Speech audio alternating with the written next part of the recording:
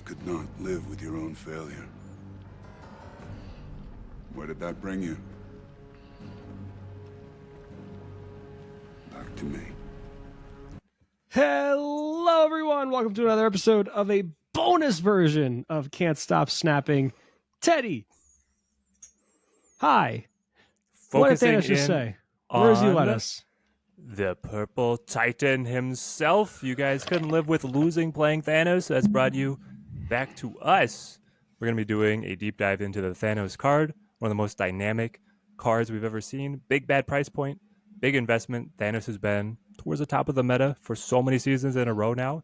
Is there anything Thanos can't do? Well, we'll break it down. We've got all of our expertise. I myself have been Thanos enjoyer even since he released. Remember the big release was, did you get Thanos or Galactus? I went the Thanos route, so I have had so much experience with this guy, and I really, really love the card. I also went Thanos during that time as well. Galactus was just a deck that didn't really appease to me as far as style goes. I think it's cool. It's a cool card. It's a fun card.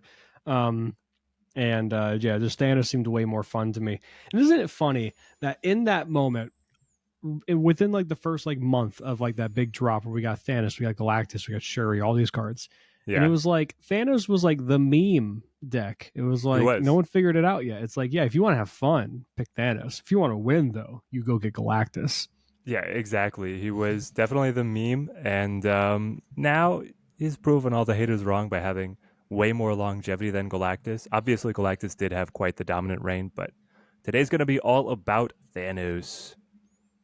Yeah. This is a request from our Patreons for a bonus episode and bonus content for trying to learn to play certain decks, or at least expand on certain decks to kind of help along the way with your climb, whether it's post-infinite or pre-infinite, or you just want to win some conquest games and get more reps in with the deck. But as always, caveat to this is we can give you as much information as we possibly can, but at the end of the day, you need to put the reps in and play the deck. You're not going to get better until you play the deck, and everything we say comes with a pinch of salt in the sense of we don't have the board state in front of us of every possible, possibility or sequencing of a game state that can occur. Context matters, location matters, what's in your hand matters, and we'll try to do our best to, keep that in mind as we're giving, tips and tricks and all that good stuff for Thanos. But you also need to keep that in mind as well as you embark in this journey of playing Thanos to the best of your ability. Oh yeah, Thanos is he's the Swiss Army knife of Snap. Very reactive gameplay, very interactive gameplay. Yeah, he's great. And right now, I mean, you got Thanos, and maybe you'll be good enough to start snapping like this on your opponent with the Thanos emote. But of course, he's got his two partners in crime at the moment. It's Blob and Colt. Blob is interesting because it went through a seemingly incredible nerf that a lot of people thought would leave him dead. But no, you're on average getting 15. But I think you're at minimum getting 15. I feel like the average I see, though, is 20, 21 still. So yes, no, he's definitely still kicking as a huge dominant card, and then Call giving you a mid-game, very powerful play, something that's both affordable, but also you're happy to see come up on a lockjaw pull or get cheated to the board through some other way with all of Thanos' different tricks. So these guys, definitely the lieutenants. If you're looking at an early collection and you have Thanos, or you're interested in beginning the Thanos deck, these two synergize really well, and they synergize really well with Thanos. They do play outside of Thanos as well, so I would say this is your top priority of picks as the core crew. Obviously, Lockjaw, incredibly pivotal as well, but you probably even... I would put Lockjaw on par with these if you want to play the Thanos. So we'll get to Lockjaw in a second, but I would say as far as if you're looking at token acquisitions and spotlight acquisitions, first off, Lockjaw is only going to be 1,000 anyway. Which actually, no, Lockjaw doesn't even show up in the store anymore, right? Isn't it just the random 1,000 one for Series 3 is how it works now? You can't even so if you're doing Lockjaw. If you're doing the targeted acquisition out of the token shop, these are the guys that you would want to pick up and then look to fill in the rest of the S3s just as your collection grows. And you can absolutely play the deck without Lockjaw. I think you can be very successful without it. It also might be a bit wiser to start without Lockjaw potentially, because I think Lockjaw is a card that is very powerful, of course, but it can be easy to kind of tunnel vision on the idea of like, oh, I need to get this Lockjaw going, when that's not the ideal play to really kind of start with. So maybe starting with a version of the deck that doesn't have that and allows you to get familiar with the stones, just the overall pacing of the deck, when you want to weave in certain things on each turn, and basically not having that window of like even opportunity for you to tunnel vision on a Lockjaw play that isn't there. I think that might be a good way to start it. I would agree. And also, if you don't have Blob or Cull, you can still definitely start playing a Thanos deck. The main appeal Yeah. of Thanos is that you get these high utility one costs in the Infinity Stones that allow you to flesh out your deck at all points during the game to be able to be effective with your energy. And then that actually frees up space in your deck building to incorporate a lot of tech cards. And so Thanos gets the luxury of running all of these different tech cards while still having big power payoffs just with the value of the stones and then the value of the energy cheats specifically that he's also able to incorporate. Yeah, I mean, the stones themselves are basically tech cards. So, Yeah. speaking of the stones, There we go. Break them down. a little bit of our golden rule for each stone, right? Now, keep in mind, again, like we said, context is important, game state is important, what the board is showing for you, what your hand is showing for you, what deck your opponent's playing. All these things matter. And these will not always be, it's not like you always have to do each of these things, but they're the ideal things. So if we look at the bottom right, you see Mind Stone. Mind Stone is ideally a turn one play, right? You love playing Mind Stone on one because you get 2 stones. That's great. It used to be turn one Mind Stone or Yellowstone is a snap. Right. That's no longer quite the case, but that's still exactly what you want because just drawing into your other one costs, getting those going is exactly what you want. However, now, Brad, how often do you run any one costs outside of stones in your deck, in your Thanos deck? Only if I'm playing a different version of Thanos that is like maybe a bit more zoo oriented, or anything like that. But it's in the deck that you're probably going to be playing, on ladder, the one that's the meta version right now. You're probably not going to be incorporating one cost just because those stones themselves are enough. It's usually, and even then, if you're playing the zoo version, you might only be playing 1 or 2 one costs in the deck anyway. Yes. Like Nico, I experimented with a lot because she's basically a stone herself. She just randomly generates what she's doing. So she does fit in fairly well, especially with like the power of the Thanos deck being able to leverage the destroy and draw to great benefit as well. But I think the more competitive lists do cut her, and I'm kind of in agreement with that. Do you have a favorite stone?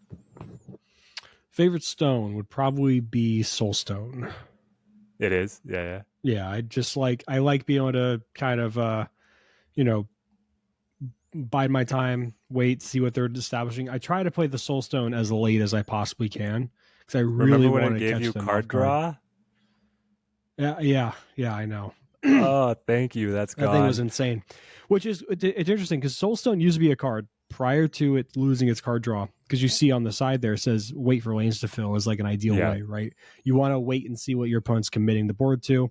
And if it's a lot of small stuff, great. Soulstone's fantastic for that lane. And you want to wait and see what they establish.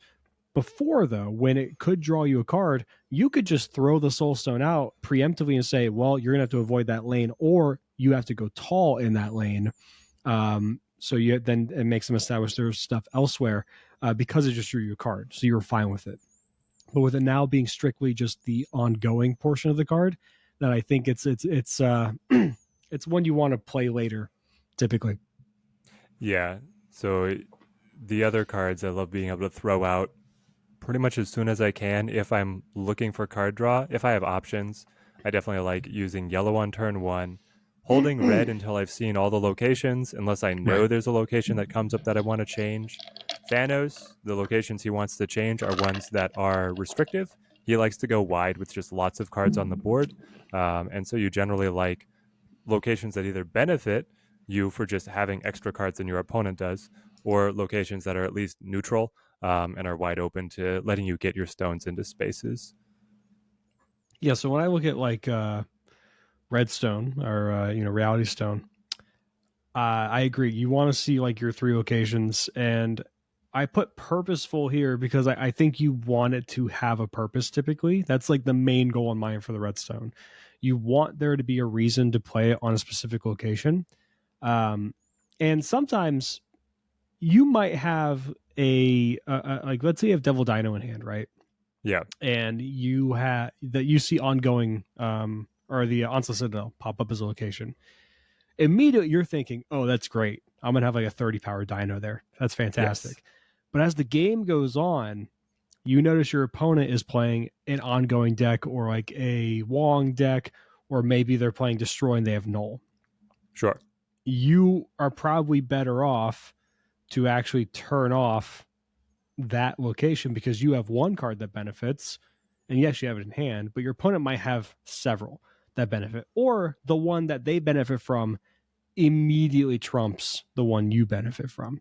Yes. So being able to change that there, again, context matters. So you want there to be a purpose behind your redstone. It's just, look, I don't like Scarlet Witch. I've talked about that before. I don't like the randomness. And this is literally a 1-cost Scarlet Witch that draws you a card. Yeah. But then so much better. it's so much Scarlet better Witch because it used to draws be you a a card. 1 cost that did not draw you a card, and she got nerfed heavily. Yeah. So I can live with the Reality Stone, biting me a little bit on occasion, just because it draws me a card. Yeah, exactly. And so using any of these stones for just the card draw effect in the very early game, I find is the most successful thing. Even if you're like, there would have been a better use later. You really wanted to play Yellowstone, but you had just Redstone on turn 1. Throw that out and just let your deck assemble its pieces. That's pretty important to you. Yep. But Redstone specifically, also the location manipulation is so pivotal at the end of the game, where if there's a location that's otherwise been locked off, the opponent they know you have redstone in the deck. They obviously have to guess if you're going to use it or not. So to playing into something like Bar with No Name or something like Death's Domain, like expecting you to flip it can lead to some incredible mind games, but you're at least in control of the mind game on what you're putting in there or not. And with some of these locations, Bluestone will let you get in there anyway, which is another great piece out of Bluestone. Bluestone also married to lockjaw synergies. If you're filling the lockjaw lane, you can then like transport powerful cards out to keep on cycling items out of the lockjaw. So it's a really awesome card there as well, even though it too got pretty significantly nerfed. We like the new Bluestone for our deck overall. Yeah, and it is the ultimate flexible one because there are times in which, like turn 1, if I don't like my hand for the next couple of turns, I'll say this before I talk about the Bluestone, I guess, is when I look at my hand on turn 1, the only time I'm 100% playing a stone on 1 is typically if I have Mind Stone in my opening hand. Now there is merit to potentially holding Mind Stone with a Devil Dino for a turn 6 play potentially if you really love your hand that much, but it's usually kind of hard to identify that on turn 1. That's a mid-game identifier typically. So again, typically I'll play Mind Stone on 1. Now the other ones though, the only other one I really, really feel comfortable playing on 1 is the Bluestone, because typically it's not going to, in an average game, you're not going to really use the move thing as much as you wish you could, because of course it's location dependent. And even the ones that you would love to be able to move to, like Sanctum Sanctorum, don't work because it's not the old stone where you can move away from it. You have to move it to where it is. So that means you have to play it there. So I'm cool with playing that on 1 typically. Now looking at of course the green stone and the purple stone. Green stone, it just says try to play my on favorite turns 3 and my and least 4. favorite, by the way. Yeah. Greenstone you want to play on turn 3 or 4 typically because you want to ramp into a 5 or a 6 cost on 4 or 5, which we'll talk more about the ramp stuff in a little bit. And then when I say power, go ahead. I will add in on the greenstone, if you're holding Lockjaw or you're running a deck that has some kind of pivotal 3s, greenstone on 1 to be able to smack that to the board, I think is totally effective because it's giving you that draw and you already know what your turn 2 play is going to be, maximum energy effective. So I think that's totally fine, but that is more niche for sure. Yeah, but especially though, I think if you have green stone to play on 1 into lockjaw on 2, and you have a hand with at least one other stone, that's probably a snappable hand. Yeah. Right Yeah. off rip. You talk about like, Mind Stone on 1 is not very snappable anymore. But Right. if you have Mind Stone on 1 and a lockjaw, and you have in hand, or a wave or a black swan, something you can make use of ramp or aggressive play, then those are probably snaps as well. Yep. Now the Power Stone for more often than not is going to just be a 1/3 stone that does nothing. So that's why I say it's a power weave play. When you have the opportunity to, and you can, I guess it's more so, a better way to put that is when you don't have the opportunity to play one of your big cards in a turn, or be as efficient with your mana as you want to, or whatever case may be, and you're like, well, I could weave this 1/3 into my play. That's 3 power. That's fine. That's when you do it. You don't really seek to play it, though. I will say it's probably the third best 1-drop or like play turn 1 play in the deck. Like Mind Stone is fine on 1. Space Stone's fine on 1, and then this, if I have nothing else, I'll just play it on 1, unless I know I have a lockjaw and I plan on playing it on the lockjaw. Yeah. But just a 1/3 to start the game, especially when you have some locations pop up like what's it called? What's the one that gives +2 to all 1-drops? Oh, yes, the Lake Hellas. Yeah, so if that one comes up and you see that turn 1, I'm gonna drop that there as a 1/5 because you like to have priority. Or Vormir shows up, sacrifice the purple Right. stone, Yep. anything that, like, don't feel bad sacrificing it. Don't play for the Thanos +10. Yeah, that's probably the least likely play you'll get in the deck of all, is the Thanos +10 with the stone. Will you have games with it? Yeah. Absolutely. It will occur. It will happen. And you'll be like, wow, this is better than Blob at the moment, because you can look at your own deck, see what Blob can hit, and you see that you've drawn all your power cards. You have like a Lockjaw deck, a Wave, and a Shang-Chi, or your last 3 or something. I can't believe that I didn't research this for this video, but is Thanos 20 in deck? Like, will Blob eat a 20 or will he eat a 10? No, it's been bugged since release. It's supposed to work that way, but it doesn't. Okay. He eats him as 10. Thank you for cleaning that up. So, yeah, because the Power Stone says wherever he is a 20. So that means in deck he is 20. But for some reason, Blob does not eat him correctly. Gotcha. But yeah, the stones are probably the most important portion of the deck. They are the best cards in the deck. They are the reason you play Thanos. I think. Does Blob just not care about ongoings? Like, does he eat null at power? Is like the problem on Blob's side? Yes. But Null and Devil Dino, Ronin, those kind of ongoing cards don't showcase their power in deck. The reason it's a bug, Null was. That's true. Null was specialty set to not do that, so that the Mr. Negative trick would work. Yep. Okay. I remember. I remember. Yeah, it's a specific issue with Thanos and the Power Stone only, because that should work, because Thanos is shown in deck as 20 power. There was also a lot of confusion right around his release. I think it's been mostly cleared up, but if you don't know, the Thanos is only yours.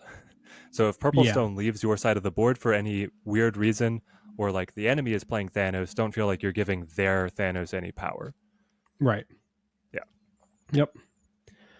All right. And we talk about the good boy himself. It's Lockjaw. This deck wants to go tall. And one person I'm missing from a little picture here is Scar in the actual version, because Scar, I would say Cold Obsidian made Scar better by far, because it gives you an alternate line of, Cole on 4, Scar on 5, Blob on 6. And that's just really good. I've lost to that plenty of times. And I'm like, cool, I have a Shang-Chi in hand. I can get one of these, but then I don't know how I win the other lane. And I know a Blob is on its way, most likely. Yeah, because you also have to imagine, like, Purple and Orange Stone bolstering the Scar and Call lanes, and then that happened turn 1 through 3. You just play a clean curve. Even on that Scar turn on turn 5, you can work in yet another stone. You've got flexibility of your tech cards if you don't want to use that.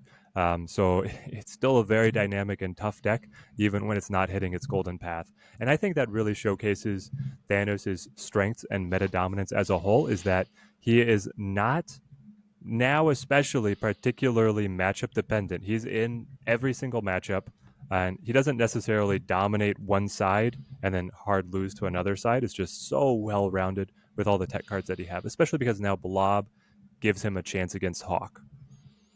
Yeah, that's true. Now it doesn't just straight up murder Darkhawk anymore because it doesn't get all the cards in the deck eaten. It only eats the top 3, but it changes. Until 15, but what was that?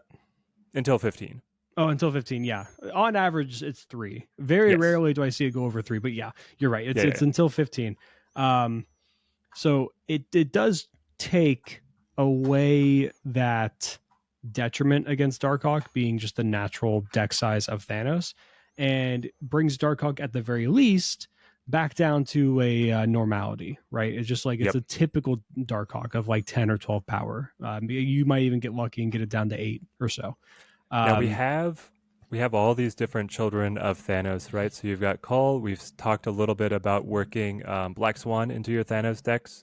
I've seen a tiny bit of Corvus Glaive. Do you think Corvus Glaive, like, is this thematic synergy really there? Do you build Thanos with all the Black Order? I think you could. I've been meaning to want to, though. I'm going to wait until Proxima comes out to make that a deck. That's on my list for the stream next week, is to play around with Proxima with Ebony too. So interesting, because Yellowstone does give you like the better chance at getting him when you really need him early, right? And then the deck in general, if you're running the version with Vision, has a chance to back up Ebony Blade fairly well. And typically Jeff's in the deck too.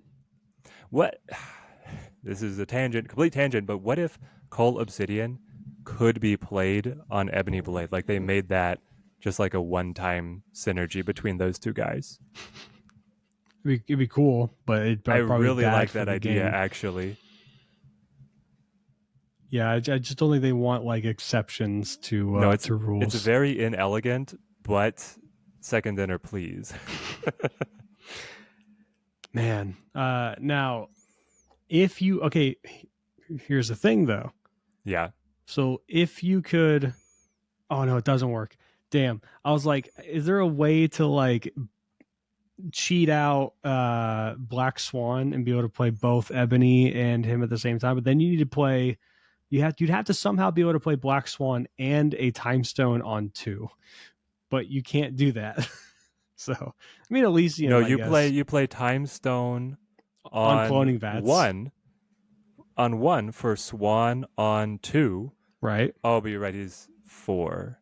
So it'd have to be an Elysium game to be able to do that. Way too complicated, but just so close. You want it to be there.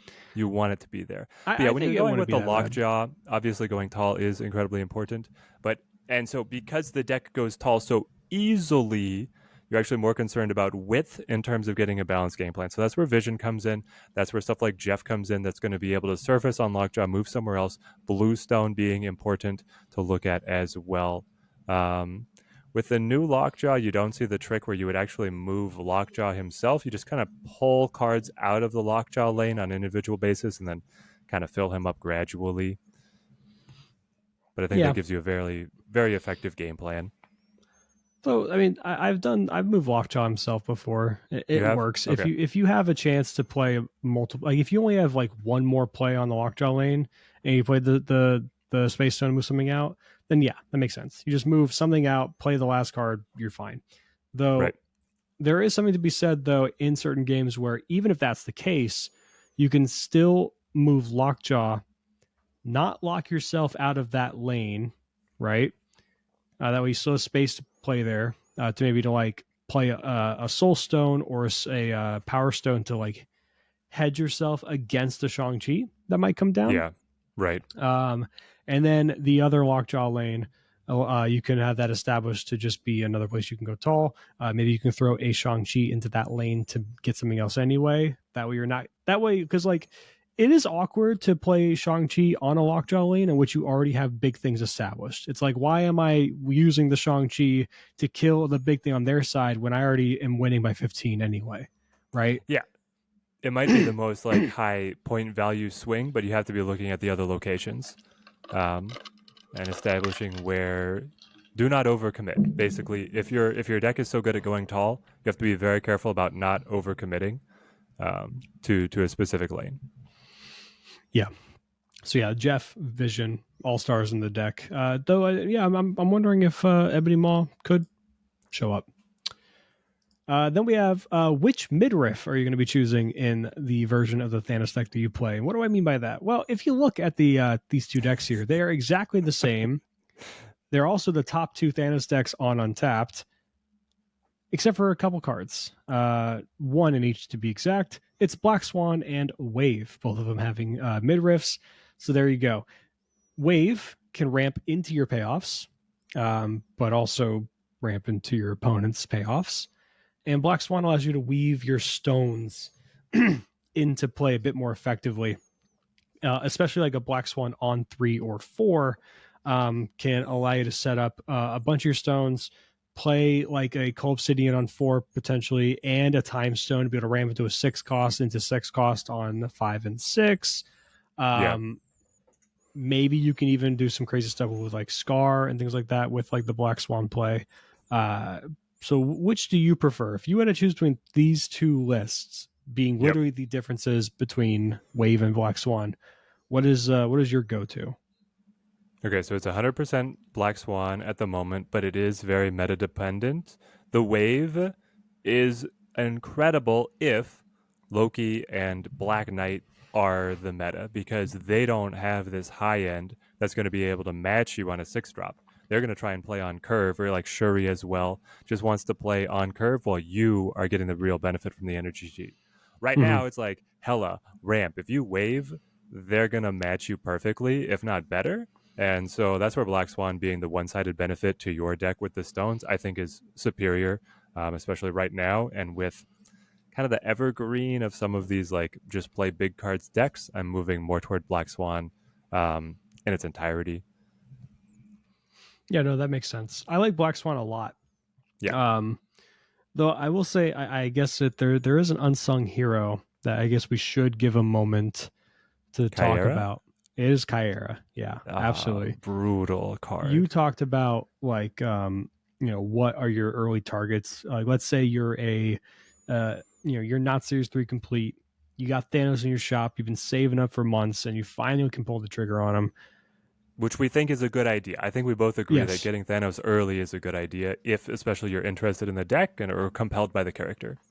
Yeah, because Thanos is a deck that Glenn themselves have said they enjoy when he's a top deck, because they like seeing Thanos be played. Now, there are some issues that come with that they have admitted to, and they'll adjust those along the way. But they never want to adjust Thanos himself too much. And I know some people are going to be screaming at me, being like, but the Soul Stone changed, the Space Stone changed. Oh my God. He's still a top deck. So I think they've done a good job with it. So yeah, it's a good investment early on. Would you target, because we talked about like Cole being a good target, Blob being an excellent target, right? And of course, Lockjaw, not so much of a target really. If he rolls in your free card slot, definitely grab him and kind of keep an eye out for that, I suppose. But then there's that 1,000 token random card thing, and I'm like, no. don't do that. Right, especially when you're looking at a deck that in its optimum form has a number of Series 6. You're looking at a high token cost to build the true refined meta deck. So, yeah, you're going to Cole is a Series 5, Blob is a Series 5, Scar is a Series 5 if you didn't pick them up. The same with Kyera. Jeff. So you have 2 season pass cards, and that's unfortunate. However, the rest of the list is Series 3. So Jeff is S3? What? Where's Jeff? Jeff. Am I mistaken on that? He's 5. Yeah. He's 5. That's right. Okay. You can, let me say this. You can manage without Jeff. Jeff is just a not good happily. card. He just brings joy every time he's on the board. Why deprive yourself of said joy? But Kyera, insane in a world where the Snap community has distilled Shang-Chi to be the most prevalent, like the only, I was going to say the only control card that people play. That statement is basically true. We've seen Shadow King like have a little bit of a spike and then go back down. We've seen Enchantress and Rogue have a little bit of spikes, and also their play rate has gone back down. And Valkyrie has always just been a niche play. So like Shang is it, and Kyera says no. She does. Now, it's a little awkward that she only stops sixes and ones because, like, you'd love her to be able to protect your Devil Dino or your Cold Obsidian, but that also allows you to properly kind of choose which lanes you really attack. You could just drop a Cold Obsidian or a Devil Dino in one lane, for example, and just be like, yep, that's the lane you need to target for Shang-Chi. That is the one. I am letting you do that. And then prior to your Cold Obsidian play or prior to your Devil Dino play, you're establishing, your Lockjaw lane or going tall in that lane as well. And then on the last turn, you go in that third lane with like a blob or something. So so the thing is, like, your other options, right, are Armor and Cosmo, which are of course good budget options to slot in so you get that protection, but each of them have some problems because you yourself want to run Shang-Chi and a lot of on-reveal abilities. Correct. And so Kyera is just still the most flexible and dynamic card that benefits you in this situation. Yep. I mean, just being able to be flexible with this deck in general, because I think this is one of the more flexible decks overall. A lot of the plays might look similar and samey when you play against it on ladder. Just you see blob on turn 6 kind of thing, right? But the deck is so good, and this has always been the case, by the way. It has always been the case with Thanos, and especially the Lockjaw versions. The deck is so good at going tall, but it's also very efficient at going wide with that same veracity of power output. It's really impressive, and especially with either Wave or Black Swan, that'll help you achieve that goal. I don't think you're wrong to pick one or the other in any meta for that matter. It can come down to personal preference because maybe your play style is a bit more better, more efficient when you play with Wave, for example. Maybe you're just who's also going to be the more like budget friendly option, of course, to start. So, and that Wave, if you're playing Wave, it's actually like more important to get Kyera because you put down something that's vulnerable.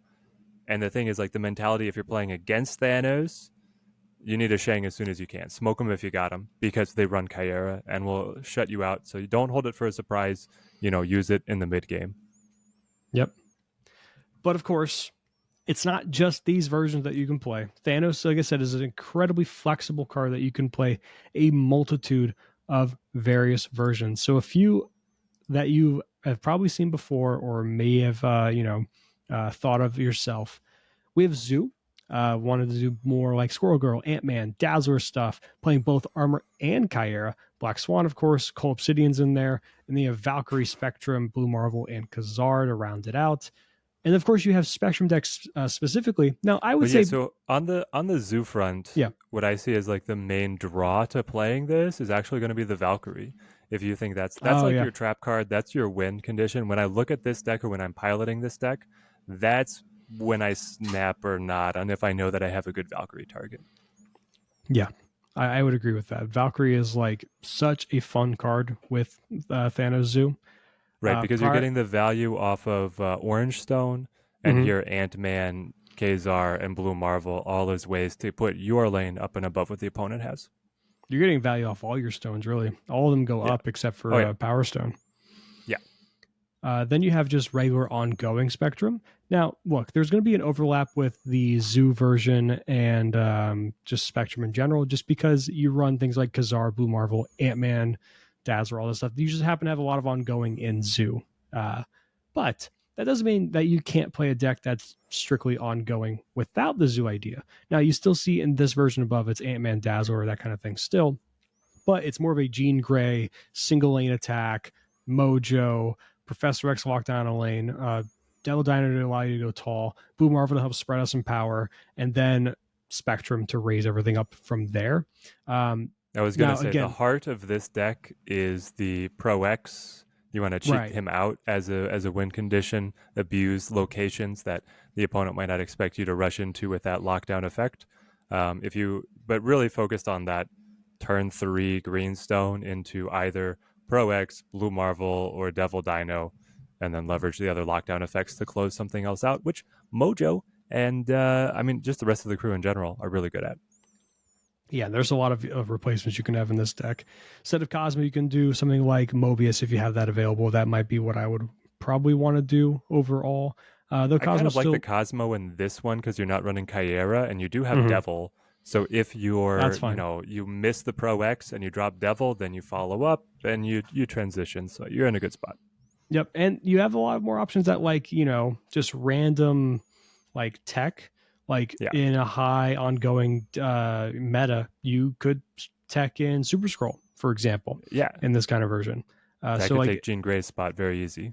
yeah, or you can go with a bit more, not necessarily going tall, but a bit more spread.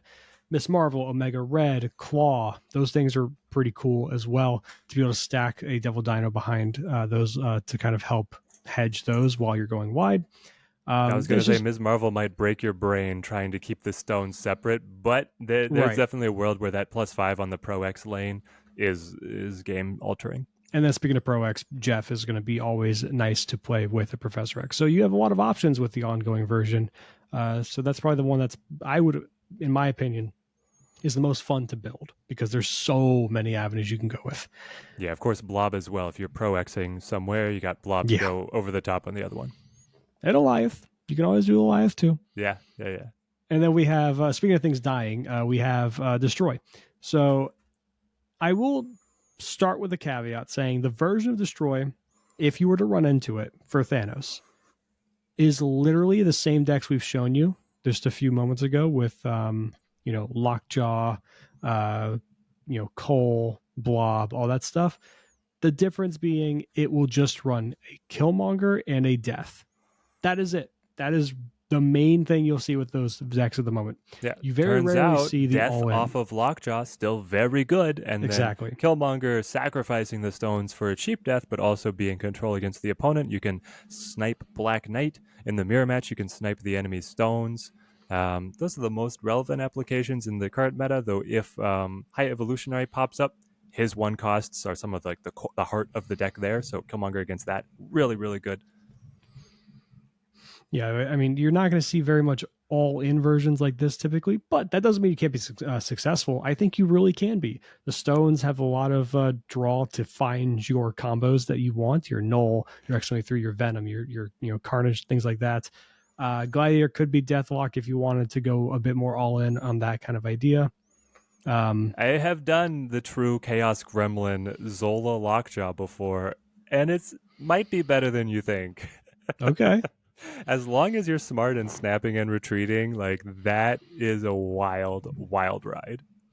And then, of course, you have Nico as the 7th stone, which I don't think you can ever knock at all. I think it's very much on the cusp of like a card you might run in main Thanos right now.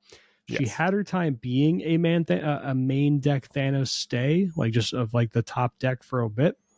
But I think because of Cole, that was the cut, I believe, was Nico. Like Cole kind of brought that in. But maybe It's you can always interesting bring it because back in in. some decks, I actually really like Nico with Cull, because if I can duplicate Cull, Right. that power to energy efficiency twice is really, really fun. It's almost like, Teddy, we're alluding to the idea that Thanos is almost never solved. Because, Yeah. yes, there's the top version that's being ran. That doesn't mean it's the version that's going to win all the games. You can easily tech in some certain ideas and cards to help yourself against the mirror or certain other meta decks and still be efficient against the field because you're simply a Thanos deck that has all the flexibility in the world. You have so many options. That's the best part about the deck. It is beautiful. So, Brad, is there a version of Thanos that you think should be experimented with more right now that you're really not seeing? My pick would be Bounce.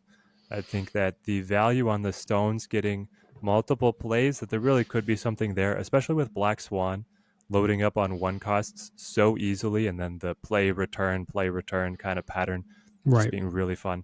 I think that the stuff that makes it a headache is that you actually max out your hand size, and so it's kind of hard to get multiple plays of the stones because you hit that 7 so easy. Yeah, I think that's gonna be a really fun one. I think my brain typically leans towards like Annihilus like Sentry, Hood, that I just like, but not like junk. Oh, a junk? Okay, Like but not junk. I don't want to do debris stuff. I don't want to like typhoid marry my stones to send them over, kind of thing. Like I'm not interested in that kind of thing. I just okay. think we've seen this package of Annihilator Sentry and Hood be so successful in pretty much every other deck. Why Yeah. wouldn't it be amazing in Thanos? It's just finding Well, I out think- and rounding out what the rest of the deck is. Is it just as simple as saying, I'm still going to do blob, wave, that kind of stuff, and just have this package thrown in?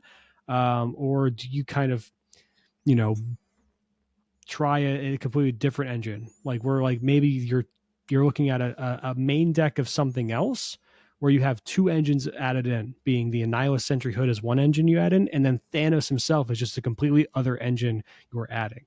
Maybe, sounds weird on paper, but maybe it's Darkhawk. Maybe you just play a Darkhawk deck with Thanos and the Annihilus stuff in it.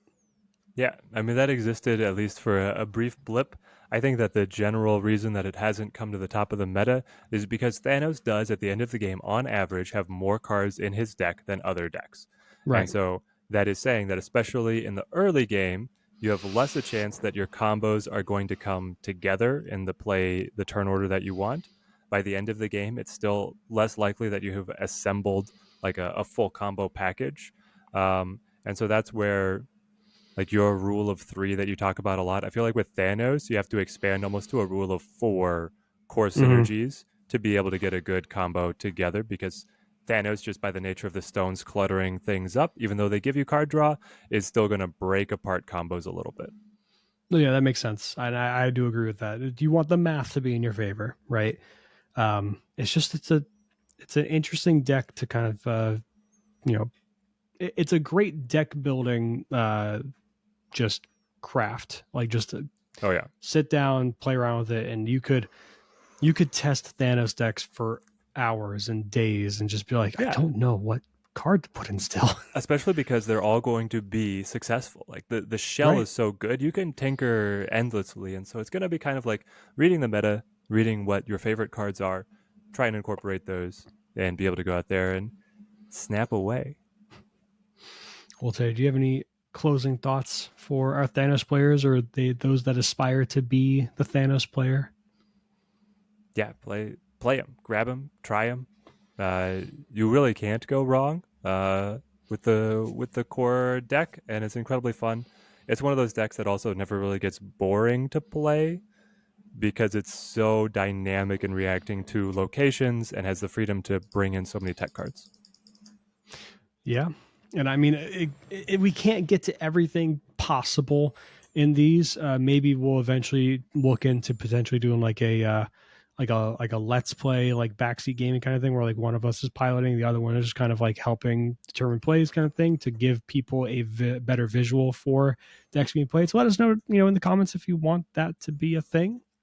If you like that idea, or if you're just cool with this type of bonus content in general when it comes to breaking down decks. And of course, what deck do you want to see next? Like, what is the next one you'd want to see as far as these little breakdowns are considered? But yeah, that's pretty much all I got for you today. Teddy. Love you guys. Don't stop snapping. And we'll see you on the next one. Let us know you like this, and hope you guys enjoyed.